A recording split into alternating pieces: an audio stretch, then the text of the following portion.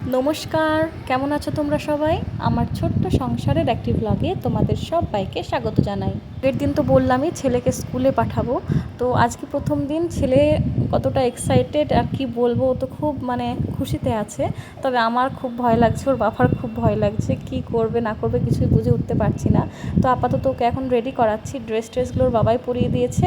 আর এখানে আই কার্ডটা দেওয়া হয়েছে, আই কার্ডটা কিন্তু টেম্পোরারি, কিছুদিনের জন্যই দেওয়া হয়েছে। তারপর কিন্তু যেটা মেন আই কার্ড সেটা এখনও দেওয়া হয়নি, ওটার জন্য অনেক ফর্ম ফিল আপ করতে হবে, ছবি টবি জমা দিতে হবে, তারপর ওটা হবে, সেটার একটা নির্দিষ্ট ডেট দেবে তারপর। তো এখন আপাতত এই আই কার্ডটা দেওয়া হয়েছে ওর আইডেন্টিটির জন্য। আর তার সঙ্গে এই যে জলের বোতলটা লাগিয়ে দিলাম, অনেকটা দেখি অনেক বাচ্চাদের, আমি তো একদিন গিয়েছিলাম স্কুলে, দেখি অনেক বাচ্চাদের না একদম কোমরের নিচের দিকে অবধি বোতলটা নামানো থাকে। তো ওরা যখন হাঁটেও না ওদের পায়ের সঙ্গে সেটা বারবার বাড়ি খায়, তো সেটা আমার ভালো লাগছিল না দেখতে। তাই আমি ভাবলাম যে একটু বোতলটাকে ছোট করেই গলার সাথে লাগিয়ে দিই, তাহলে ওরও হেঁটে সুবিধা হবে, আর বারবার না ওটা দুলে দুলে গায়ের সঙ্গে লাগবে না। আজকে যদি ওর বাবা বাড়িতেই আছে, তবু আমরা কিন্তু দুজনেই যাব, কারণ ওর সাথে সাথে আমরা তো খুব খুশি যে ছেলে প্রথম স্কুলে যাবে, এক আলাদাই আনন্দ, আবার টেনশনও আছে। তবে দুজনেই আমরা যাব ওকে ছাড়তে, কারণ ওর বাবা তো আজকের দিনটাই, আগামী দিন আবার বেরিয়ে যাবে। সেই জন্য বললো যে চলো আমি যাই আজকে, না সরি, যেদিন ফার্স্ট স্কুলে গেছিলো তারপরে মাঝে একদিন ছিল, তারপরে কিন্তু ওর বেরিয়ে যাওয়া। তো সেই মতোই দুজনেই এখন যাব। তো সকালের খাবার দাবার সব করে, রান্নাঘরটা টুকটাক করে গুছিয়ে এখন আমরা বেরিয়ে যাচ্ছি। এই যে ওর বাবার হাত ধরে যাচ্ছে, তারপর স্কুলে গিয়ে দেখা যাক ও কী করে। তো স্কুলে গিয়ে তো কোনো রকম ভিডিও আমি করিনি, তো ওকে স্কুলে রেখে আমরা কিন্তু একদম বসিনি, কারণ ওখানে এমনভাবে প্রাচীরগুলো দেওয়া আছে না অনেকটা উঁচু করে, তোমার বাচ্চা ভেতরে কী করছে তুমি একেবারেই দেখতে পাবে না, যেহেতু ওখানে আয়া টায়া আছে, তারপর ওই ম্যাডাম ট্যাডামগুলো আছে, আর প্রতিটা ক্লাসে তো খুব কম বাচ্চা, 10টা 12টা করে বাচ্চা, তাই তাদের খেয়ালটাও ভালোভাবে রাখা হয়। তাই সেই জন্য আমরা তো টেনশন করছিলাম না, একটু বসেছিলাম কিছুক্ষণ। তারপর হাজব্যান্ড বললো চলো কিছু বাজার করে নিয়ে আসি, যেহেতু দুদিনের মধ্যেই বেরিয়ে যাবে, বাজারগুলো না করলে না আমার একা একা অনেক চাপ হয়ে যাবে। তো অনেক কিছু বাজার, প্রথমে একবার বাজার করে গ্রসারি জিনিসগুলো এনেছি, তারপর আবার আমরা অনেক দূর হেঁটে হেঁটে চলে গিয়েছিলাম।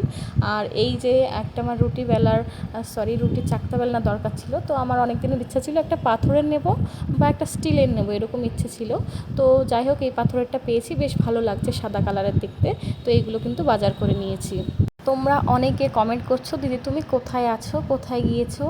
তো কমেন্টের উত্তর কী দেবো, আমি কিন্তু ব্যারাকপুরের সাইডে চলে এসেছি। আর আর কিছুই বলার নেই, ব্যারাকপুরের দিকেই আছি আমি। আর এর থেকে তো বেশি বলা যায় না, বুঝতেই পারছো, একা একা থাকা। তো যাই হোক, এখানে কিন্তু বেশ কিছু আমরা এই যে রান্নাঘরের কিছু জিনিস নিয়েছি, দুটো টব নিয়েছি, এখানে আমার তুলসী গাছটা কিন্তু লাগানো হয়নি, আবার যখন বাড়িতে যাব ছুটিতে তারপর আসার সময় কিন্তু একটা তুলসী গাছ নিয়ে আসবো, তাই দুটো টব নিয়ে রাখলাম। আর এর সঙ্গে যে মশলাদানি, তারপর ব্রাশ ট্রাশ রাখার ঝুড়ি, সাবান রাখার ঝুড়ি, আর এইটা কিন্তু যে অরেঞ্জ কালারের দেখছো এটা কিন্তু থালা বাসন রাখার ঝুড়ি। আর ছেলের যে টিফিন বক্সটা আমি আজকে স্কুলে দিয়েছি সেটা এমনিতেই বাড়িতে ছিল, কোনো কারণে বাড়িতে ছিল, তো সেটাই দিয়েছিলাম, আমাদের টিফিন বক্স নেওয়া হয়েছিল না, ভেবেছিলাম ওটাতেই হয়ে যাবে। তারপর যখন আমি টিফিনটা দিলাম তখন আমার মনে হলো যে যদি ওই ডবল বাটিওয়ালা টিফিন বক্সটা পাওয়া যায়, তাহলে ওকে সস বা পরোটার সঙ্গে কোনো তরকারি দিলে সেই বাটির মধ্যে আলাদাভাবে দেওয়া যাবে, না হলে সব একসঙ্গে ঘেঁটে নরম হয়ে যাবে পরোটাগুলো। তো সেই জন্যই এই বক্সগুলো খুঁজছিলাম, তো আমরা পেয়েও গেছিলাম, দামও অনেকটাই ভালোই দাম। আমরা চেয়েছিলাম, ওর বাবা তো বারবার বলছিল একদম পিওর স্টিলের দিতে, তো সেগুলো আমাদের খুব একটা পছন্দ হলো না, তো এটা নেওয়া হয়েছে, এটাও খুব ভালো কোম্পানির। তো এই যে ওর বাবা এখানে খুলে দেখাচ্ছে, আমি আসলে এক হাতে ক্যামেরা করি, তো আর এক হাত দিয়ে খুলতে চাই, যখনই কোনো কিছু খুলতে যাই আমি পারি না, পাশে হাজব্যান্ড থাকলে ওই তখন খুলে দেয়। কী বলো তো, এখন তো অনেকটাই ছোট, কিন্তু এই টিফিন বক্সটা যদি 1-1 বছর 1.5 বছর চালানো যায় তখন কী করা হবে বলো তো। এখন তো কী করছি, এখন স্যান্ডউইচ বানাচ্ছি, এবার স্যান্ডউইচটা বানিয়ে ওপরে সসটা লাগিয়ে দিয়েছি, এবার সসটা যদি এই বাটির মধ্যে দিয়ে দিই তাহলে কিন্তু ও ঠেকেই ঠেকে খেতে পারবে, তাহলে কিন্তু ব্রেডটা একদম নরম হয়ে যাবে না। আবার একটা নিয়ম আছে ওদের, কিন্তু সকালের দিকে ফ্রুট দিতে হবে, আর মিডিলে যে টিফিনটা খাবে সেখানে কিন্তু ভারী খাবার খাবে। এবার কখনো কখনো যদি আমার মনে হয় ওই ছোট্ট কৌটোটার মধ্যে কিন্তু আমি ফ্রুটও দিতে পারবো, কারণ ফল খুব বেশি একটা দিতে বারণ করেছে, খুব কম দিতে বলেছে, কারণ বাচ্চারা স্কুলে গিয়ে ফল টলগুলো খুব বেশি একটা খায় না। তো ধরো কোনো দিন আঙুর দিয়ে দিলাম, বা কোনো দিন 2 টুকরো আপেল দিয়ে দিলাম, বা হয়তো 2 পিস কলা দিয়ে দিলাম, এইভাবেই কিন্তু, সেই জন্যই এই বক্সটা নেওয়া। আর যদি তরকারি মরকারি বা সবজি, রুটি সবজি, একটু আলু ভাজা করে দিলাম, তো ও কিন্তু ওই বক্সের মধ্যে দিলে কিন্তু ওর খেতে সুবিধা হবে। আর এই যে বেলচাটা নিয়েছি, তো বেলচাটা নেওয়ার পর আমার এমন একটা বাজে হয়েছে, কি বলবো, বেলচাটা নিয়ে যখন আমি ঝাড়ু লাগাচ্ছি তখন দেখছি সেটা মাটির সঙ্গে একদম কিন্তু মিশে যাচ্ছে না, নোংরাটা উঠছেই না নিচ দিয়ে বেরিয়ে যাচ্ছে, এটা একটা সমস্যা। তারপর আবার কিন্তু দুজন মিলে রৌদ্রের মধ্যে চলে গেছিলাম ছেলেকে আনতে। মানে বাজার করার পরে মোটামুটি 10 মিনিট আমাদের হাতে ছিল, তো আমরা আবার বাড়িতে এসেছিলাম, জল টল খেয়ে আবার কিন্তু ছেলেকে আনতে গেছি। আমার তো ধকল যাচ্ছে, তার সঙ্গে 3 ডবল 4 ডবল বেশি ধকল কিন্তু আমার হাজব্যান্ডের যাচ্ছে। কারণ বুঝতেই পারছো নতুন জায়গায় শিফট হচ্ছি, কতটা কাজ থাকতে পারে। আর যখন তোমরা কোথাও শিফট করবে তো তখন বাড়ি থেকে বুঝতে পারবে না কী কী লাগবে, যখন তোমরা নতুন জায়গায় চলে আসবে তখন কিন্তু বুঝবে কী কী লাগবে। তো এদিকে দেখো সকালে জামা কাপড়গুলো কেচে দিয়েছিলাম, তো এইগুলো এখন নিয়ে যাব। আর ছেলে স্কুলে গিয়েছিল, যে ড্রেস পরেছিল, আমি 2-3 বার যাতায়াত করেছি, যে ড্রেসটা পরেছিলাম সেটা এখন কেচে দিয়েছি। তো এখন রোজই এরকমটাই করতে হবে, যেহেতু গরমকাল। আর আমার ছেলে তো খুব ছোট, আর ও একটু বদমাশ টাইপের আছে। জামা কিন্তু যখন যাওয়ার সময় কত সুন্দর নতুন জামা পরে পাঠালাম, যখন ও বাড়ি ফিরলো তখন কিন্তু জামার অবস্থা খুব খারাপ, চারিদিকে কাদা মাদা লাগিয়েছে, মানে ঘেমে গেছে, এত নোংরা হয়ে গেছে কি বলবো। তাই কিন্তু হাজব্যান্ড বললো যে নোংরা হোক বা না হোক ডেলি কিন্তু এসে জামাটা, ওর ড্রেসটা অন্তত ধুয়ে দেবে। আর যেদিন মনে হলো যে খুব নোংরা হয়নি, সেদিন হয়তো কমফোর্টের জলে একটু ধুয়ে দিলে তাহলেই হয়ে যাবে। তো সেই মতোই আজকে আমারগুলোও ধুয়ে দিলাম, যেহেতু এদিক ওদিক বাজার টাজার যাওয়া হচ্ছে, আর প্রচণ্ড গরম রোদ বাইরে। এর আগে মনে হতো যে ব্যাঙ্গালোরেই প্রচণ্ড রোদ, কিন্তু এখন দেখছি এখানেও প্রচণ্ড রোদ গরম হয়ে গেছে, প্রচুর গরম। তো এখানে জামা কাপড়গুলো তুলে নিলাম, আর বাকি জামা কাপড়গুলো কিন্তু এখানে অলরেডি মেলে দিয়েছি। এই যে জামা কাপড়গুলো মেলা হয়ে গেছে, ছেলের ড্রেসগুলো। জুতোটা কাঁচা লাগলো না, যেহেতু ব্ল্যাক জুতোটা, ওটা একটু ঘষে নিলেই, পালিশ করে নিলেই কিন্তু হয়ে যাবে। তো এই যে তারপর খাওয়া দাওয়া করে কিন্তু ঘুমিয়ে গেছিলাম, আর কোনো কাজ করিনি, কারণ এত ক্লান্ত হয়ে গেছিলাম।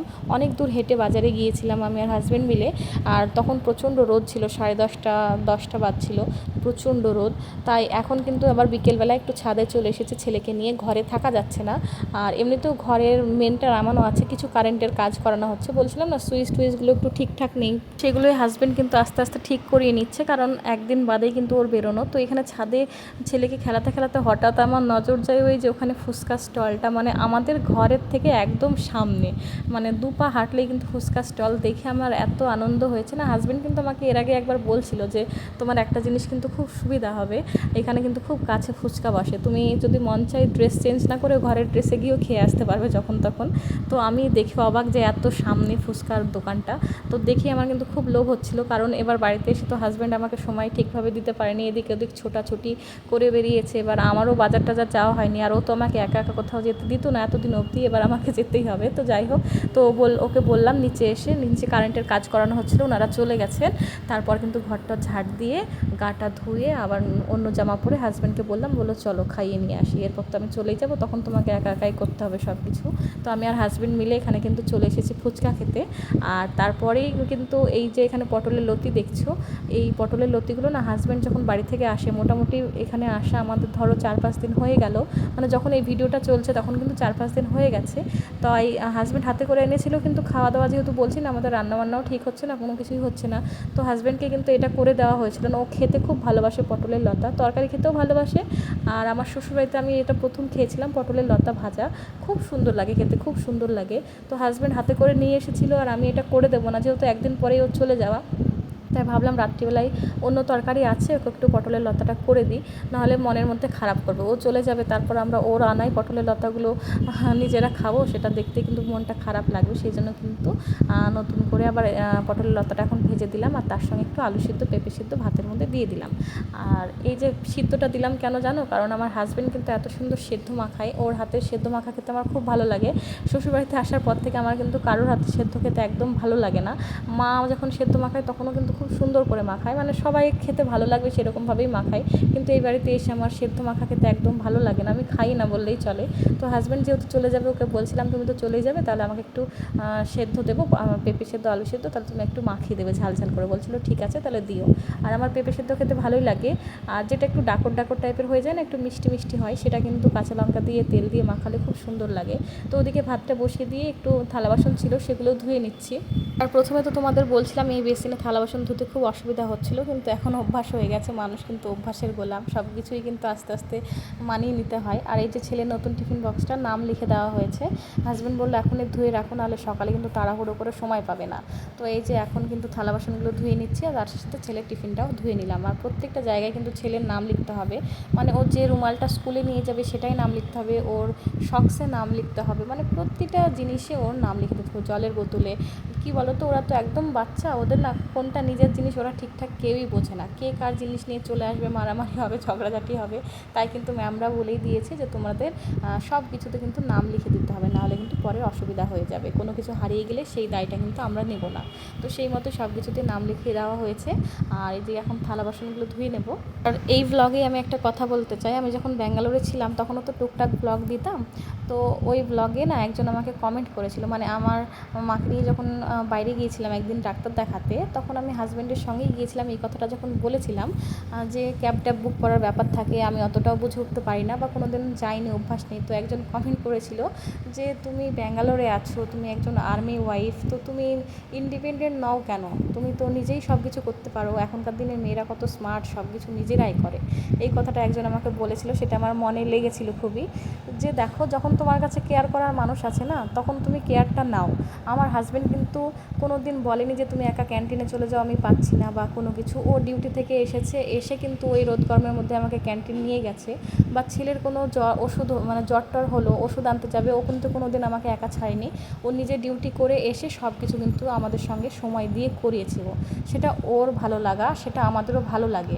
আর ইন্ডিপেন্ডেন্ট মানুষ কখন হয়, সেটা কিন্তু পরিস্থিতির চাপে হয়। তখন আমার কাছে হাজব্যান্ড ছিল, আর সে সেই সময়টা দিত আমাকে। অনেক স্ত্রী ছিল ওখানে, অনেক ওয়াইফ ছিল যারা কিন্তু হাজব্যান্ড ছাড়াই এদিক ওদিক চলে যেত, কিন্তু আমার হাজব্যান্ড সেটাও পছন্দ করে না। আর আমার হাজব্যান্ড যেহেতু আমার কেয়ার করতো, তাই কিন্তু আমার ভালো লাগতো। অনেকে সেখানে বলতো যে তোর হাজব্যান্ড তো তোকে একা ছাড়ে না, কোথাও যেতে দেয় না। সেটা তো আমার গর্ব হয়, সেটা তো আমার লজ্জা লাগে না বা তার উপর রাগ হয় না। এই যে এখন আমি একা চলে এসেছি, এখন তো আমাকে একা করতেই হবে, সব কিছুই কিন্তু আমাকে একা করতে হবে। তো চলো, দুপুরের টুকটাক খাবার ছিল, সেটা দিয়ে রাত্রের খাবারটা হয়ে যাবে। আজকের মতো ভিডিওটা এখানে শেষ করছি। সবাই খুব ভালো থেকো। আজকের মতো চলি, টাটা।